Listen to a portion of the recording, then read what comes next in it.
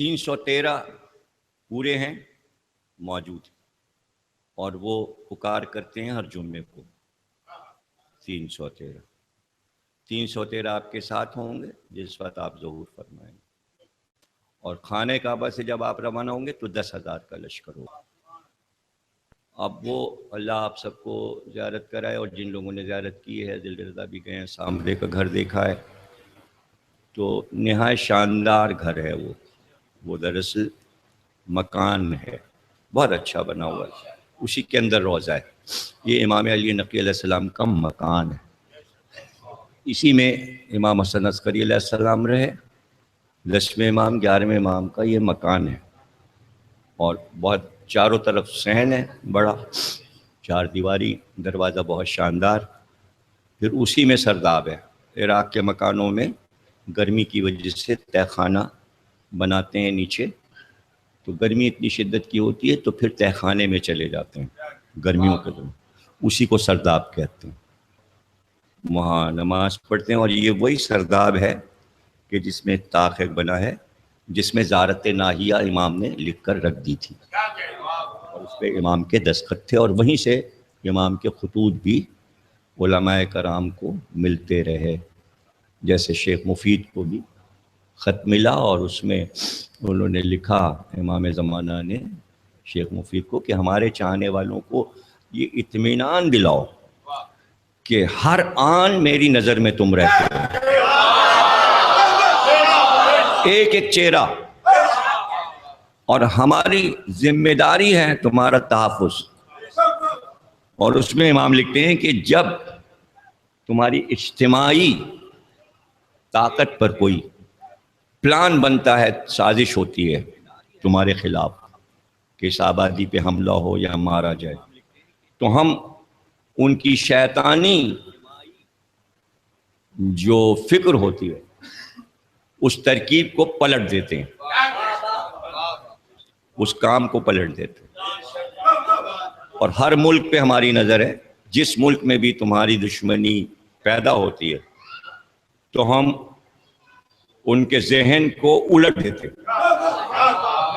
کہ وہ اپنی نگاہوں سے تمہیں دیکھ نہیں پاتے، ان کا دماغ معاف ہو جاتا ہے، اور پھر وہ پلان جو کرتے ہیں مارنے کا وہ نہیں کر پاتے۔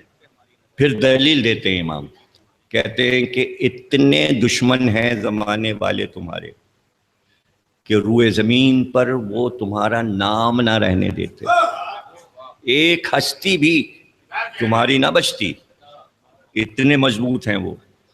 لیکن یہ جو تم روئے زمین پہ بیٹھے ہوئے ہو، ان کے سر پہ جمے ہوئے، یہ ہماری وجہ سے بیٹھے۔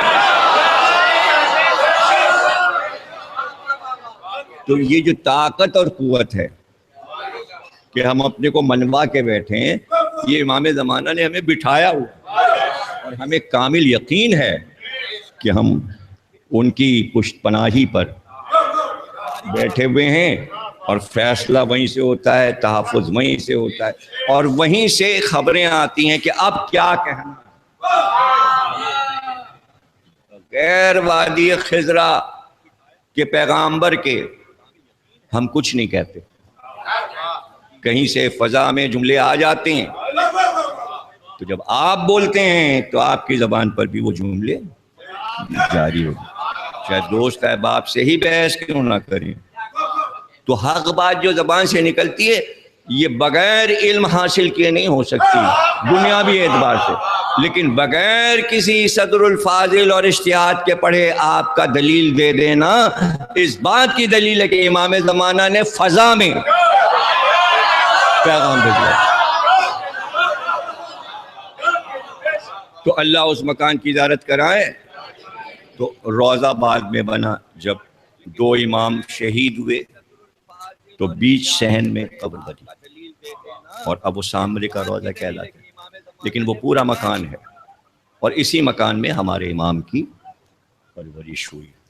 سرداب کے بالکل سامنے جب آپ جائیں گے تو ایک کنواں ہے، اسی کنویں سے پانی اس مکان میں اس زمانے میں لیا جاتا تھا کہ جب کنویں ہوتے تھے۔ اب اس کنویں پر جالی لگی ہوئی ہے، تو جب آپ اسے جھانک کر دیکھیں گے تو اس میں آپ کو کوئی چیز چمکتی نظر آئے گی. ایسے کر کے آپ دیکھیں تو اس میں دو چاند نظر آئیں گے, دوپہر کو بھی, دن میں بھی, رات کو بھی. 2 چاند نظر آتے ہیں اور دونوں ٹھہرتے نہیں, بالکل ایسے چمچماتے رہتے ہیں. گہرا کنواں ہے اور اس کے آخری حد تک آپ دیکھیں تو وہ 2 چاند جو نظر آتے ہیں وہ 2 موتی ہیں. وہ 2 موتی ہیں. رات کے وقت اسی کنویں کے کنارے بیٹھی ہوئی تھیں امام کی مادر گرامی, اور گود میں امام تھے, اور چاند پورا 14ویں کا نکلا ہوا تھا, اور دودھ پلا رہی تھی امام کو. تو امام کی طرف مخاطب ہو کے مادر گرامی نے کہا, مہدی وہ دیکھو چاند. تو جیسے ہی چوک کر مڑے امام تو دوسری طرف کنواں تھا, چونکہ کنویں کے کنارے بیٹھی تھی. تو امام کے ہونٹوں پہ 2 قطرے دودھ کے تھے. جب جھٹکے سے آپ چاند کی طرف مڑے تو دونوں قطرے کنویں میں گرے.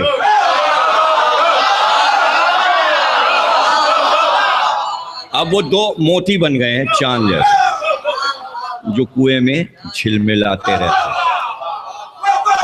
تو اسی صحن میں پرورش ہوتی رہی, اور آمد سے پہلے بھی بادشاہوں نے اپنی کنیزوں کو بھیجوایا کہ گھر میں پتہ لگاؤ کوئی بچہ ہے, لیکن وہ جا کے یہی رپورٹ دیتی تھی.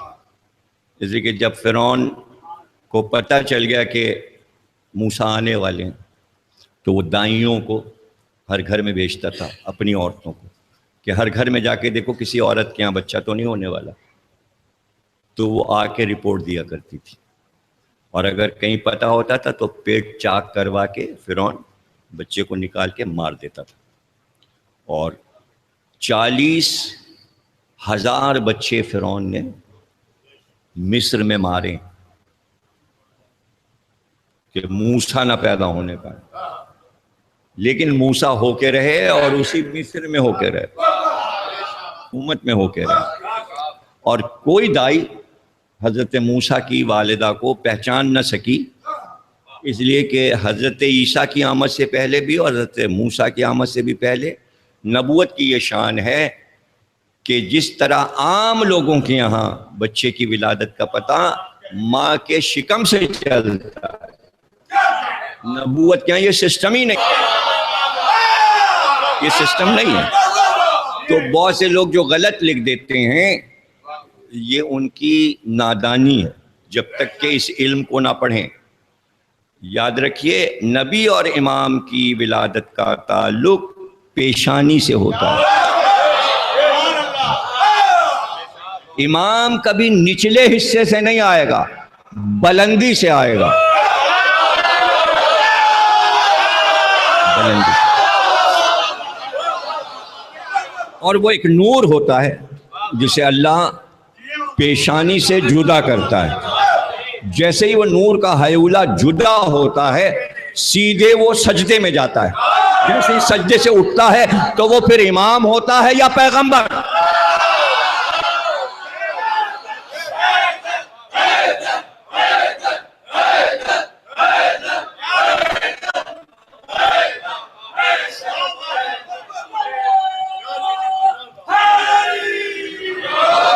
یہ ایک ایسا علم ہے کہ جب تمام علوم پر عبور ہو جائیں تو یہ آخری علم ہے کہ جس پہ آپ کو پڑھنا اور سوچنا چاہیے. بہت دیر میں یہ سمجھ میں آئے گا یہ سارے معاملات کیا ہیں. یعنی عام انسانوں میں نبی اور امام میں یہ فرق ہوتا ہے, اس لیے ان کو کوئی خبر نہیں تھی. ہاں امام نے فرمایا اپنی پھوپھی حکیمہ خاتون سے کہ آج کی رات نہ جائیں پھوپھی آپ. تو کہا بیٹا کیوں روک رہے ہو؟ کہ آج آخری حجت زمانے میں آنے والی ہے اور ہم چاہتے ہیں کہ آپ تشریف فرماؤ. تو آپ نے فرمایا حکیمہ خاتون بی بی نے کہ ہم آثار نہیں پاتے. تو کہا آپ نرجس کی پیشانی کو دیکھیے, تو کہاں آج میں شام سے نرجس کے چہرے پر جو نور دیکھ رہی ہوں اس سے پہلے نہیں دیکھا. کہا تو بس ٹھہر جائیے. اور اس کے بعد فرمایا کہ یہ وقت ہوگا کہ جب آپ خود ملاحظہ فرمائیں گی. ہمیں آپ کو اس لیے روکا ہے.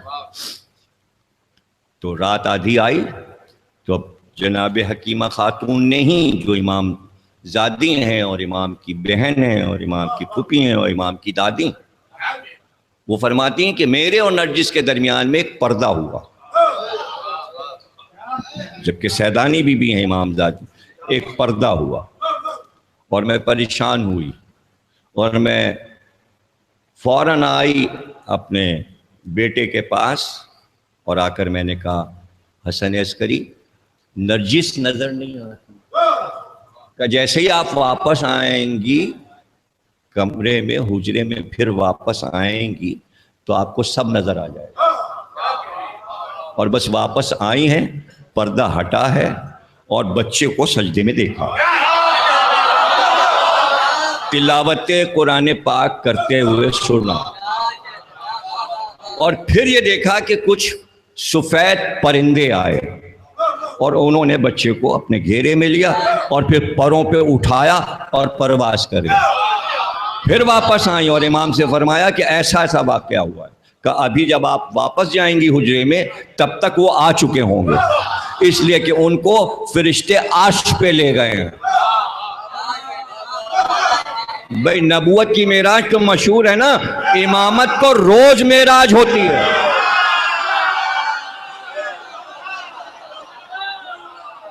عرش پہ لے گئے، عرش سے فرشتے واپس لائیں گے اور جب تک ان کی پرورش چلتی رہے گی 5 برس کے نہیں ہو جائیں گے روز فرشتے آئیں گے اور پروں پہ لے جائیں گے. تو بی بی نرجس خاتون کو پتہ چل گیا تھا کہ کس وقت بچے کو لے جایا جاتا ہے اور کب واپسی ہوتی ہے. یہ اہتمام اس لیے تھا کہ بچے کو جب فرشتے لے جاتے تھے تو اسی وقت بادشاہ کے آدمی گھر میں ڈھونڈنے آتے تھے جب اطلاع ہو گئی کہ کسی بچے کی یہاں ولادت ہوئی ہے. اور اتفاق سے اس وقت مہدی فرش پہ نہیں عرش پہ ہوتے تھے.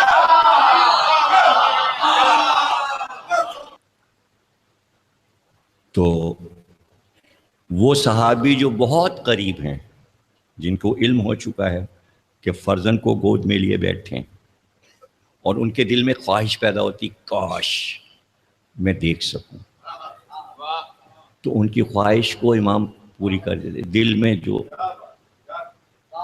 زیارت کی تمنا پیدا ہوئی امام کو پتہ چلا.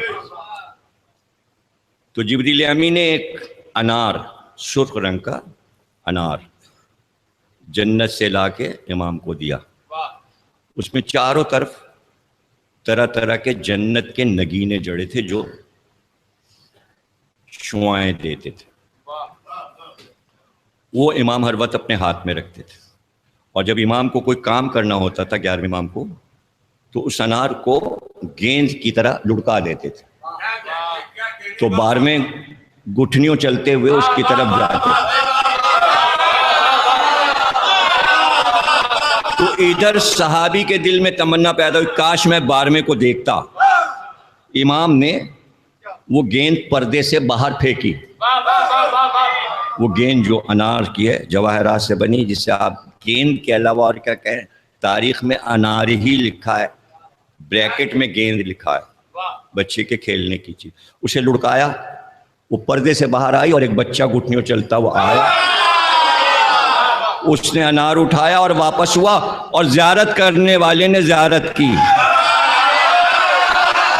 اب اس کو لکھنا ہے چہرہ کیسا ہے، رخسار پہ تل کہاں ہے، وہ سب اس نے ذہن میں محفوظ کر لیا، لکھ دیا ہاں ہم نے زیارت کی. اس طرح زیارت کرے. دوسرا صحابی کہتا ہے ہم نے دیکھا کہ امام کو جو ہم نے خمس دیا تھا اس کے جواب میں امام نے قلم اٹھایا اور خط لکھنا شروع کیا. کہتے ایک بچہ آیا اور اس نے امام کے ہاتھ سے قلم چھین لیا. اب یہ قلم، امامت کا قلم، کائنات کو لکھ رہا ہے.